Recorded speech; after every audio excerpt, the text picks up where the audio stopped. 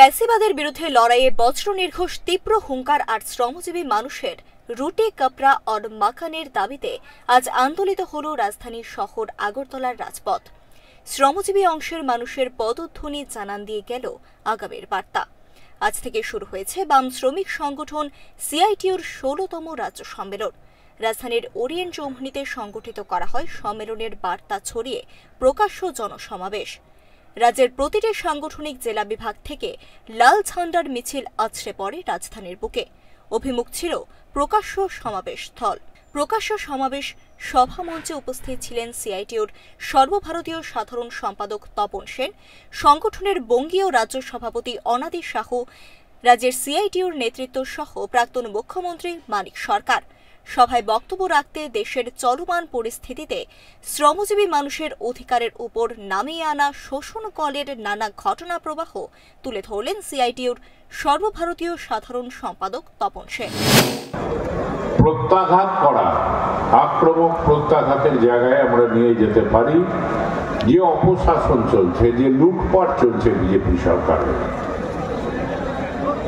বামফ্রন্ট সরকারের জমানায় সাধারণ মানুষের জন্য যে বুনিয়াদি বেঁচে থাকার অধিকার, খুব বিরাট সুখে বিলাসে মানুষকে রাখার না, মানুষ হিসেবে কমসে কম বেঁচে থাকার বুনিয়াদি অধিকার, একটা রোজগার, রোজগারের জন্য লড়াই করার অধিকার, যে বাতাবরণ তৈরি হয়েছিল একে একে সব শেষ করে দিচ্ছে। কারণ এগুলো শেষ না করলে তাদের লুটপাট চলতে পারে না।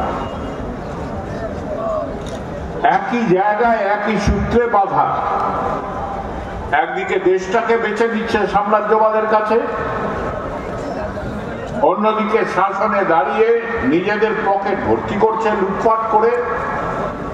রাস্তা একটাই, যে কর্পোরেট পুঁজিপতিকে দেশটাকে লুটপাট করার অবাধ সুযোগ দিয়ে দাও। এই দিকে একের পর এক আইন তৈরি হচ্ছে। একমাত্র শ্রমিক শ্রেণী, শ্রমজীবী মানুষ, খেটে খায় যারা, শ্রমিক এবং কৃষক আন্দোলন, তারাই এই বিষয়গুলোকে রাজনৈতিক পরিমণ্ডলীতে সামনে নিয়ে আসছে। বামপন্থী রাজনৈতিক দলগুলোই এগুলোকে সামনে নিয়ে আসছে। কেন্দ্র ও রাজ্য সরকারের বৈশিষ্ট্য একই, এরা একে অপরের পরিপূরক। উভয় জায়গা থেকে এই সরকারকে উৎখাত করতে না পারলে দেশ ও রাজ্যের শ্রমজীবী মানুষের অধিকার বিলীন হয়ে যাবে বলেন রাজ্যের প্রাক্তন মুখ্যমন্ত্রী মানিক সরকার। এরা কেন্দ্রে এবং রাজ্যে সরকারে থাকবে, সাধারণ মানুষ, শ্রমজীবী মানুষ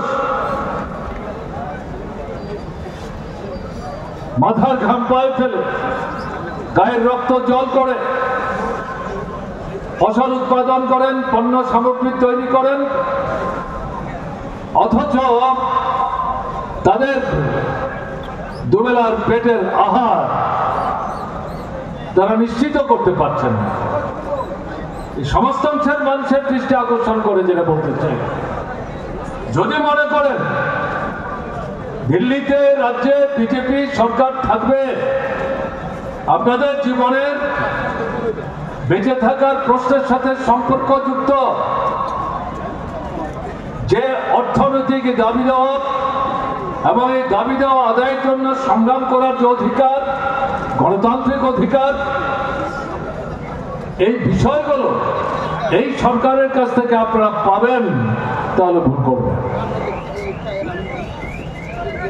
এই সরকার থাকবে, আপনাদের এই সমস্যার সমাধান হবে,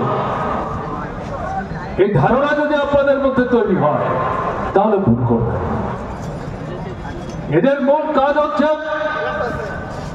শোষণের স্বার্থে বড় বড় পুঁজির নেতৃত্বে ভারতবর্ষের সামগ্রিক যারা পুঁজিপতি, যোদ্ধা, জমিদার, কালোবাজারি, সুদখোর মহাজন, বাজারে কৃত্রিম অভাব তৈরি করে লুটের পাহাড়কে পর্বতে পরিণত করার চেষ্টা করছে। তাদের স্বার্থ কিভাবে রক্ষা করা যায়, তার জন্য এই বিজেপি সরকার, কি কেন্দ্র হোক কি রাজ্য হোক, তারা দিবারাত্র সেই লক্ষ্য, সেই উদ্দেশ্য, সেই চিন্তা নিয়েই তারা কাজ করার চেষ্টা করবে। রাজধানী শহরের বুকে বাম শ্রমজীবী সংগঠনের আহত প্রকাশ্য জনসভা মঞ্চে এদিন উপস্থিত ছিলেন রাজ্য শ্রমজীবী মহিলা সংগঠনের রাজ্য নেত্রী জয়া বর্মন, বাম শ্রমিক নেতৃত্ব শঙ্কর প্রসাদ দত্ত মানিক দে, রাজ্য সিপিআইএম সম্পাদক জিতেন্দ্র চৌধুরী সহ অন্যান্য বাম শ্রমিক নেতৃত্ব। বলা চলে, আসন্ন পাহাড় ভোটে লড়াইয়ের ময়দানে বাম গণতান্ত্রিক শক্তির অভিমুখ কি থাকবে তার একটা স্পষ্ট আন্দাজ দিয়ে রাখা হয়েছে এই প্রকাশ্য সমাবেশ থেকে। লড়াইয়ের মূল সুর বেঁধে দেওয়ার কাজ করে দিয়ে গেলেন সংগঠনের সর্বভারতীয় নেতৃত্ব, এমনটাই মালুম করছে রাজনৈতিক সচেতন মহল। প্রকাশ্য সমাবেশের পর শুরু হয়ে যাবে সম্মেলনের প্রথম দিনের প্রথম পর্বের কর্মসূচি। Bureau report, Times 24 network.